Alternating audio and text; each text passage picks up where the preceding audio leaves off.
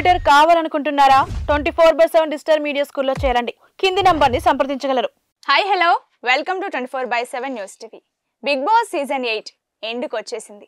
అయితే నిన్న జరిగిన నిఖిల్ గౌతమ్ ఇష్యూలో ఎవరు డ్రామా చేశారు, నబిల్ హౌస్ నుంచి ఎలిమినేట్ అవ్వబోతున్నాడా అనే ఇంట్రెస్టింగ్ విషయాలను ఈ రోజు మనతో పాటు డిస్కస్ చేయడానికి బిగ్ బాస్ అనలిస్ట్ పరిటాలమూర్తి గారు మనతో ఉన్నారు. ఆయన్ని అడిగి మరిన్ని ఇంట్రెస్టింగ్ విషయాలను తెలుసుకుందాం. నమస్తే సార్. నమస్తే అమ్మా. సార్ బాగున్నారా? సూపర్ సార్ చెప్పండి, గౌతమ్ వర్సెస్ నిఖిల్ ఈ ఇద్దరిలో ఎవరు డ్రామా చేశారు? డ్రామా అని అనలేము కానీ వాళ్ళు ఏంటంటే ఓపెన్ అప్ అయ్యి నువ్వు ఎలా పోర్ట్రే చేస్తున్నావు నేను కూడా అలాగే మాట్లాడతా అని గౌతమ్ ఏదైతే పోర్ట్రే చేస్తున్నాడు అనుకున్నాడు, నిఖిల్ కూడా అదే ఊపులో ఉన్నాడు. యాక్చువల్గా నిఖిల్ డిసైడ్ అయ్యాడు. ఫస్ట్ ఆఫ్ ఆల్ మనం ఆడుకోవాలంటే ఓపెన్గా డిసైడ్ అయిపోయాడు. వాట్ ఎవర్ ఏదైతే అది కథం చూసుకుందాం పదా అన్నట్టు ఉంది. ఎందుకు చెప్తున్నా అంటే లైవ్లో ఒక ఇన్సిడెంట్ అయింది. ఆఫ్టర్ నాగార్జున గారి ఎపిసోడ్ అయిపోయిన తర్వాత వాళ్ళందరూ కూడా డిస్కస్ చేసుకున్నారు. దోశల గురించి దాని గురించి మాట్లాడుకున్నారు, ఫుడ్ గురించి, ఆ పృథ్వీ టీషర్ట్ విష్ణు తీసుకుంది, అదంతా కూడా జరిగినాయి. దాని తర్వాత ఏంటంటే నబీల్ నిఖిల్ ఒక విషయం ఆడుకున్నారు. గౌతమ్ని నువ్వు ఫస్ట్ ఎందుకు నామినేట్ చేసావు ఈ విషయం మాట్లాడు. సో నేను ఎందుకు చేశానంటే ఎయిర్పోర్ట్ టాస్క్ అప్పుడు లగేజ్ ఉంది కదా, లగేజ్ బయట పెట్టి ఎగ్జిట్ అయిపోమని వీకెండ్ టాస్క్ ఇచ్చారు. ఆ టాస్క్ అప్పుడు అంత ఇంటరాక్షన్ లేదని, సోలోగా ఆడుతున్నావని, దాన్ని ఏదో ఒక విషయంలో నామినేట్ చేసినావు, రైట్? ఓకే, ఆ పాయింట్ పట్టుకున్నాడు. ప్లస్ నో మీన్స్ నో అనేది గౌతమ్కి బాగా మైండ్లో ఉంది. నో మీన్స్ నో అని నువ్వెలా చెప్తావు, ఆ అమ్మాయి పాయింట్ నువ్వెలా తెచ్చావో నేను కూడా ఎలాగమంటాను. బట్ నిఖిల్ ఏంటి, అరే బాబు నా నామినేషన్ పాయింటే నీకు అర్థం కావట్లేదు. నో మీన్స్ నో అన్నప్పుడు నువ్వు ఎందుకు ఎలా ట్రిగ్గర్ చేస్తున్నావో, అంతకుముందు నువ్వు కూడా అవినాష్ అశ్వత్థామ 2.0 అని జస్ట్ ఫన్ చేసినందుకు నువ్వు హట్ అయిపోయావు. నేను వద్దన్నా అదే అంటున్నావు, నేను వద్దన్నా అదే అంటున్నావు. మరి అప్పుడు నువ్వు నో అన్నప్పుడు అదే అన్నందుకు నువ్వు బుల్లింగ్ అన్నావు. సో నా దృష్టిలో నువ్వు వాళ్ళు వద్దన్నా, హౌస్లో వాళ్ళు కొంతమంది వద్దంటున్నా నువ్వు అంటున్నావు అంటే దట్స్ ఆల్సో ఏ బుల్లింగ్. అది అవుతుంది అనేది పాయింట్, నామినేషన్ పాయింట్ అది నిఖిల్ది. అప్పుడు మనం ఇదే అనలైజ్ చేసుకున్నాం కూడా. Nikhil nomination point is very clear. No means no అన్నందుకు కాదు, నువ్వు బుల్లింగ్ చేసినట్టు నువ్వు ఫీల్ అయినప్పుడు వాళ్ళు కూడా అదే ఫీల్ అవుతారు కదా, అది నీకు ఎందుకు ఎక్కట్లేదు మైండ్కి అనేది ఈయన పాయింట్. వాట్ ఎవర్ హ్యాపెండ్ అయిపోయింది. అంటే ఇప్పుడు మొన్నటి దాకా ఒక సేఫ్ గేమ్ అనేది ఉండే. ఎలాగో చెప్తా. గౌతమ్కి ఒక నామినేషన్ పాయింట్ ఉండేది, ప్రేరణ మీదో పృథ్వీ మీదో ఇట్లా వెళ్ళేవాడు, సేఫ్గా ఒకటే అలా వేసుకునేవాడు. నిఖిల్కి ఒక నామినేషన్ పాయింట్ తీసుకునేవాడు, ఇట్లా అవినాష్ మీద వేయడమో లేదంటే తేజ మీద ఎక్కువ వేసాడు. తేజ మీద 4-5 వేసుకున్నాడు, సేఫ్ గేమ్ లెక్క. సో పెట్టుకుంటే కరెక్ట్గా ఒక పాయింట్ మీద ఏదైనా ఉంటే, ఇప్పుడు నిఖిల్ ఏదైతే గౌతమ్ చేసాడో అదే వారు అక్కడి నుంచి కంటిన్యూ అవుతా రావాలి. మధ్యలో 2-3 రోజులు తేజ దొరికేసరికి 2-3 వారాలు తేజ వైపు వెళ్ళిపోయాడు నిఖిల్. సో వీళ్ళిద్దరి ఆర్గ్యుమెంట్ అనేది ఎక్కడ రావడానికి స్కోప్ కూడా రాలా. వీళ్ళిద్దరు వారు ఎక్కడిది అంటే మనం coming to 6th week jail నామినేషన్కి వెళ్ళిపోదాం. విష్ణుప్రియ చీఫ్ అయింది కదా, మెగా చీఫ్. అప్పుడు నామినేషన్ అక్కడికి వెళ్ళిపోవాలి. ఎందుకు అంటే ట్రిగ్గర్ అయింది అక్కడే. జైల్లోంచి మనోడు మాట్లాడుతుంటే నువ్వేమన్నా డిఫెన్స్ లాయర్వా, నువ్వెందుకు మాట్లాడుతున్నావు, ఈ గొడవలో కూడా ఆ మాట వచ్చింది. ఆమె ఏమన్నా డిఫెన్స్ లాయర్, ఆ ప్రేరణ ఆమెను ఎందుకు తీసుకొస్తున్నాం అంటే ఆ మైండ్లో ఆ వర్డ్స్ అన్ని ఉండిపోయినాయి. అందుకనే ఆ డిఫెన్స్ లాయరా అనేది వచ్చింది. అలాగే బుల్లింగ్ అనే మాట వచ్చింది, అక్క అనే మాట వచ్చింది, నో మీన్స్ నో అనే మాటలు. అంటే ప్రీవియస్ మొత్తం తవ్వుకుని మొత్తం ఇద్దరు రెచ్చిపోయారు. అందరూ చూశారు వాట్ ఎవర్ గొడవ అనేది, అందరం చూసాం, మనందరం కూడా చూసాం. అయితే ఇక్కడ ఎవరు డ్రామా చేశారు, ఎవరు ఫెయిర్గా మాట్లాడారు అనేది చూద్దాం. ఇప్పుడు గౌతమ్ పాయింట్ ఆఫ్ వ్యూలో ఏంటి, ఏదైనా కూడా తను ఓపెన్ అప్ అవ్వట్లేదు. మీరు గ్రూప్ గేమ్ ఆడుతున్నారు, మీరు అలాగే సేఫ్ గేమ్లో ఆడుకుంటున్నారు. ఓపెన్ అప్ అయ్యి ఆడాలి రియాలిటీ షోలో, మీకు అది తెలియట్లేదు. మీరు గ్రూప్ గేమ్ అని అందరు చెప్తున్నారు. వాట్ ఎవర్ సీత వచ్చి యష్మిని నువ్వు ఇలాగా ఫేక్గా ఇది చేసుకున్నావు, తిప్పుకుని వాడుకున్నావు, సంథింగ్ లైక్ దట్. వాడుకుని ఆమె ఎలిమినేట్ అయిపోయేదాకా చేసుకున్నావు. అంటే సోనియా పాయింట్కి బాగా కనెక్ట్ అయ్యాడు గౌతమ్. సో నువ్వు అంతా కూడా మేబీ ఏమన్నా ఇలాగా నీ వైపు తిప్పుకుని ఇది చేసుకుని పెట్టుకుంటావు అని సోనియా అంది. స్ట్రాంగ్ ఉమెన్ ని పట్టుకుని వాళ్ళని పంపించే వరకు పెడతావు, అందుకే నీ దాంట్లో మాయలో సీత పడిపోయింది, నేను పడిపోయాను, సమ్మర్ నైనిక అండ్ ఇలాగా యష్మి. కొంతమంది. ఇప్పుడు యష్మికి కూడా క్లాస్ బీకింది అదే విషయంలో నామినేట్ చేసి. అవును. బట్ సీత వచ్చిన తర్వాత ఇంకా బాగా ట్రాప్ అంది, నువ్వు ట్రాప్ చేసేస్తావు అని పెద్ద డైలాగ్ వేసేసి దానికే చాలా డీప్ హర్ట్ అయ్యాడు. అవును. యాక్చువల్లీ నేను వెళ్ళిపోతా బిగ్ బాస్, ఇలాంటి నిందలు తీసుకోలేను అన్నాడు. సో బట్ మళ్ళీ బూస్టప్ తీసుకున్నాడు. సమ్మర్ పృథ్వీ కొంచెం మాట్లాడడం, సో నబీల్ కూడా కొంచెం కౌన్సిలింగ్ చేయడం. అప్పుడు సో ఎవరో అన్నదానికి వాళ్ళ పాయింట్ ఆఫ్ వ్యూ, నువ్వెందుకు బాధపడతావు, నీ గేమ్ నువ్వు చూపెట్టాలన్న. సో సమ్మర్ ఫ్రెష్ అప్ అయ్యాడు, వచ్చాడు, మళ్ళీ ఆడతా పుంజుకుంటా ఓటేయండి అన్నాడు. అక్కడ వరకు ఇలాగే గౌతమ్కి కూడా ఇదే అయింది. సో కెమెరాల దగ్గరికి నా తప్పు అయితే నన్ను పంపించేసేయండి, ఐ స్వేర్ నేనేం మాట్లాడాల. ఈ హీటెడ్ ఆర్గ్యుమెంట్ లో కూడా అదే అన్నాడు. ఆ విషయంలో మేబీ నేను తప్పు ఉంటే నన్ను పంపించేసేయండి. అక్కడ ప్రేరణకి నాకు ఏం జరిగిందో నీకు తెలియదు అన్నాడు. మరి అలాగే యష్మికి నిఖిల్ కి ఏం జరిగిందో గౌతమ్కి తెలియదు కదా. అవును కదా. వాడేసుకున్నామని పెద్ద పెద్ద మాటలు అనేస్తున్నాడు గౌతమ్. వాడేసుకున్నాం అనే మాటే ఫస్ట్ వచ్చింది. అయితే ఇక్కడ స్టార్టింగ్ లో కొంచెం నువ్వు కూడా తేజతో ఆడుకున్నావు గేమ్ అన్నాడు గౌతమ్. తేజ వెళ్ళిపోయేటప్పుడు అదే కదా చెప్పింది, మెయిన్ పాయింట్ అదే వచ్చింది. సమ్మర్ ఎక్కడో నువ్వు ఒక పాయింట్ లో ఎప్పుడు కూడా గౌతమ్ది నేను చాలాసార్లు చెప్తూ ఉంటా, ఎలా ఉంటుందంటే ఇది మెయిన్ పాయింట్ అయితే ఇలా వెళ్ళిపోతూ ఉంటుంది. సేమ్ ఇదే చెప్పాడు నిఖిల్ కూడా, నువ్వు మెయిన్ పాయింట్ వదిలేసి ఇలా ఇలా వెళ్ళిపోతూ ఉంటావు, అల్లుకుంటూ ఉంటావు, నాకు అంత ఓపిక లేదు, నేను నీ అంత స్క్రీన్ ప్లే, నీ అంత డైలాగ్స్, నీ అంత సినిమా చూపించడం నాకు రాదని. ఇది ఒక రకంగా వాస్తవం. ఎందుకు అంటే గౌతమ్ ఎప్పుడు చెప్పినా కూడా ఆ సీన్ బై సిచ్యువేషన్ అంతా ఆయన మాట అంతా వినాలని కోరుకుంటాడు. నీ సీన్ అంతా వినాలి నేను, ఈ సోది అంతా అవసరం లేదు, డైరెక్ట్ రామాయణ పాయింట్కి వచ్చేయచ్చు. రాడు ఏవో ముందుది తరతరాలు యుగాలు అనుకుంటే వెళ్ళిపోతే అది మెయిన్ పాయింట్ని డిస్ట్రాక్ట్ చేసేస్తుంది. సో ఇక్కడ నిఖిల్ ఏంటంటే మెయిన్ పాయింట్ చెప్పు, వాట్ ఎవర్ మెయిన్ పాయింట్ చెప్పు అన్నప్పుడు ఆయనకి దొరికింది ఏంటి, ఒకే ఒకటి, నువ్వు కూడా అమ్మాయిల మీద ప్రతాపం చూపెట్టావు, హార్ష్గా ఆడావు, ఇది ఒక పాయింట్ దొరికింది. అది నువ్వెందుకు తీస్తున్నావు, నేనేమైనా ఆమెను హర్ట్ చేశానా చెప్పు, నేను నిన్నేమైనా హర్ట్ చేశాను, ప్రేరణని మధ్యలో లాగా. ఈ ప్రేరణ తల పట్టుకుని కూర్చుంది, ఎందుకంటే జడ్జిమెంట్ ఇవ్వలేరు అక్కడ. మూసుకో అన్నాడు, తర్వాత మూసుకుని కూర్చో అన్నాడు. మూసుకుని కూర్చో అనేది అంతకుముందు సీజన్లో కూడా 2-3 సార్లు అన్నాడు గౌతమ్, మామూలుగానే అన్నాడు. బట్ ఆ హీట్ ఆఫ్ ది మూమెంట్లో ఏమవుతుంది అంటే, ఎస్ నువ్వు డిస్రెస్పెక్ట్ అన్నావు కదా, సిగ్గులేదా అనేది డిస్రెస్పెక్ట్ అన్నావు, నువ్వు నామినేషన్ పాయింట్ అదే చెప్పినావు. అంతకుముందు వాడు వీడు అన్నందుకు నువ్వెందుకు నామినేట్ చేయట్లేదని నన్ను ప్రశ్నించావు. మరి ఇది అంతకంటే డిస్రెస్పెక్ట్ కదా మరి మూసుకుని కూర్చో అనేది. ఆ పాయింట్ దొరికింది, దొరకడం ఇంకా ఫైర్ అయ్యాడు. అట్లా ఎట్లా అంటావు అంటే, మేబీ నీకు ఏమన్నా అది తప్పేమంటే నాకు తప్పేంద్రా భయ్, అందరికీ తప్పే అది. రోహిణి కూడా అంది, అవినాష్ కూడా అన్నాడు. ఇక్కడ ఒక పాయింట్ ఏంటంటే వీళ్ళంతా కూడా కూర్చొని చూస్తున్నారు సినిమా, కానీ కొట్టుకొని అరుచుకొని ఎంతవరకు వెళ్తారో చూద్దాం అని. ఈవెన్ నబీల్ కూడా సైలెంట్ గా ఉన్నాడు, పెట్టని ఎవరు పాయింట్ వాళ్ళు పెట్టాలి లేకపోతే గౌతమ్కి తెలియట్లేదని.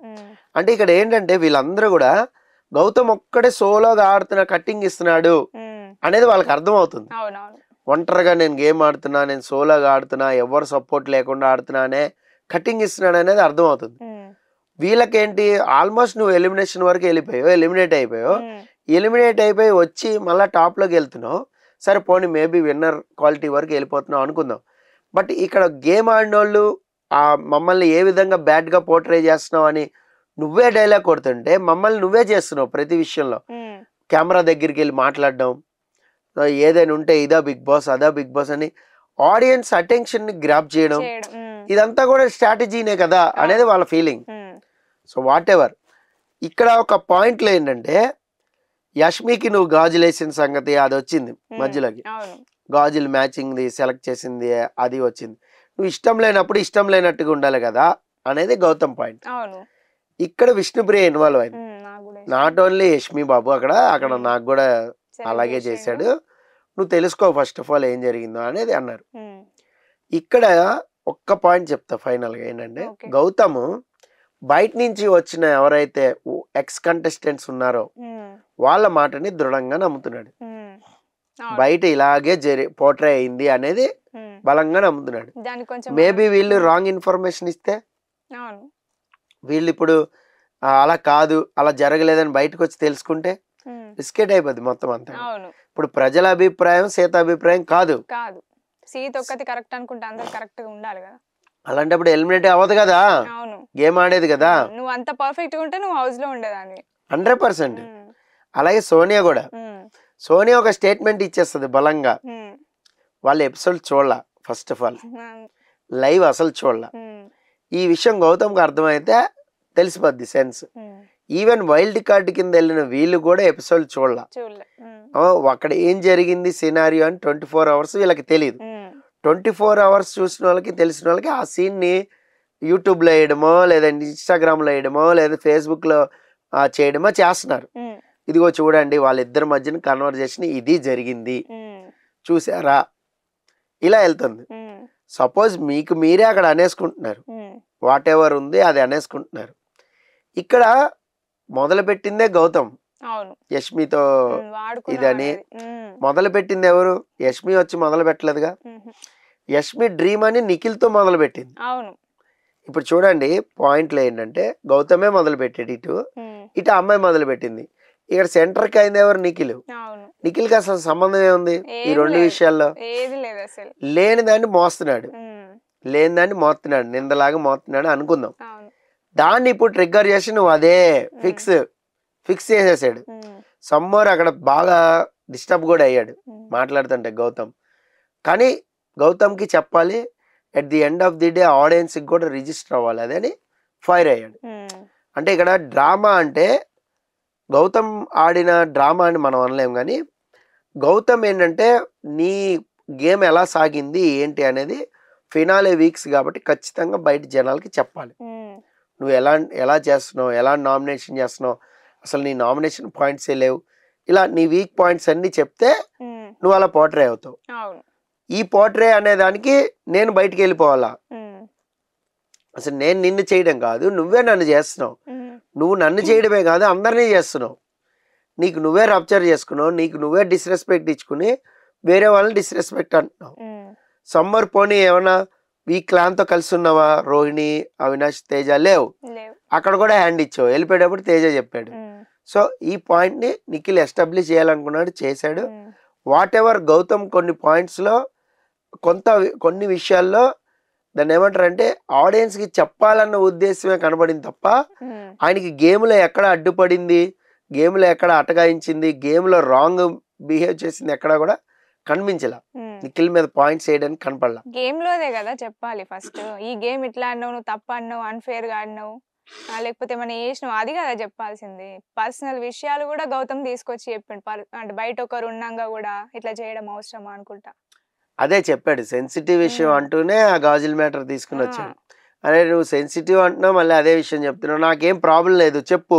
అక్కడ నేను తప్పు చేస్తుంటే భయపడతా, తప్పు చేస్తున్నా తడబడతా అట్లీస్ట్, కానీ అక్కడ ఏం లేదు, విషయం లేదు. విషయం లేనప్పుడు నువ్వు ఎంత పోర్ట్రే చేయాలనుకున్నా అది అవ్వదు. ఇప్పుడు గౌతమ్ ఒక పాయింట్ అన్నాడు, నువ్వు చాలా విషయాల్లో పోర్ట్రే చేయాలనుకుని అలా గేమ్ ఆడుతున్నావు అని నిఖిల్ అన్నాడు. పోర్ట్రే చేయాలనుకుంటే జనాలు పోర్ట్రే చూడరు. ఇప్పుడు నేను ఒకటి మీ గురించి చెప్పేసి స్వప్న ఇలాగా స్వప్న అలాగా అని పోర్ట్రే చేయాలనుకుంటున్నా. నేను చేసడం వల్ల మీరు అవరు, మీరు అలా కనెక్ట్ అయితే జనాలకు అవుతారు. అది ఒకటి. ఇంకోటి పదే పదే నేను 20 సార్లు చెప్తున్నా పోయి, స్వప్న నాతో అంది అలా అని, స్వప్న నాతో నిఖిల్ ఎదవా అంది, స్వప్న నాతో నిఖిల్ ఎదవా అంది అని 10 సార్లు కెమెరాలు చెప్తున్నా. దానివల్ల ఏమవుతుంది, సమ్మోర్ ఆడియన్స్ కి రిజిస్టర్ అవుతుంది. అరే అన్నపోతే అంత కాన్ఫిడెంట్ గా 10 సార్లు ఎందుకు చెప్తాడు వాడు అనే ఉంటది. మనం లైవ్ లో మిస్ అయ్యాం, లేదా మనకి లైవ్ లో కట్ చేశారు, ఇలా కొంతమంది వెళ్ళిపోతారు. సో ఇది ఉంది కోణం, అది ఉంది. పోర్ట్రే చేస్తే ప్రజలు యాక్సెప్ట్ చేస్తారని లేదు, అలా నువ్వు పదే 10 సార్లు చెప్తున్నా దానికి బలం వస్తుంది. సో అది గౌతమ్ చేస్తున్న గేమ్ యాక్చువల్ గా మనం చెప్పుకోవాలనుకుంటే. ఓకే, ఇది ఆడియన్స్ అబ్జర్వ్ చేసి కొంచెం కరెక్ట్ గా ఓటేస్తే బెటర్. అది ఓటింగ్ అనేది ఇంకా వాళ్ళ ఇష్టం. ఎప్పుడంటే మనం వీళ్ళకి వేయాలి వాళ్ళకి వేయాలని ఎప్పుడు చెప్పాం. వాళ్ళు తెలుగు వర్సెస్ కన్నడ చూస్తున్నారు కదా, అది కాకుండా పర్సనాలిటీ వైజ్ గేమ్ పరంగా ఇట్లాంటి అది 100% చూస్తారు, అందులో డౌట్ లేదు. అలాగనుకుంటే ఇండియన్ ఐడల్ విన్ అయింది ఎవరు? తెలుగు సింగర్లు కదా, అట్లేముండదు. ఓకే నార్త్ వాళ్ళు ఓటేయకుండా తెలుగు వాళ్ళు గెలిచేసారా? ఇండియన్ ఐడల్ 2 సార్లు కొట్టామని, శ్రీరామచంద్ర కొట్టిండు, రేవంత్ కొట్టిండు. అవునవును సో మరి సింపుల్ అది, యాజ్ లైక్ అది కూడా రియాలిటీ షో లాంటిది, ఇది కూడా రియాలిటీ షో. కానీ రచ్చ అదే కదా జరిగింది. అది అది ఎప్పుడు ఉండదు, ప్రజల్లో ఉండదు. అన్నెసరీ కొంత వర్గం ఉంటుంది, ఒక వర్గం ఉంటుంది, ఓకే ఆ వర్గం మాత్రం సపరేట్ చేస్తూ ఉంటారు. సో వీళ్ళు ఎలాంటి వాళ్ళు అంటే వాళ్ళని క్యాష్ చేసుకుంటూ ఉంటారు.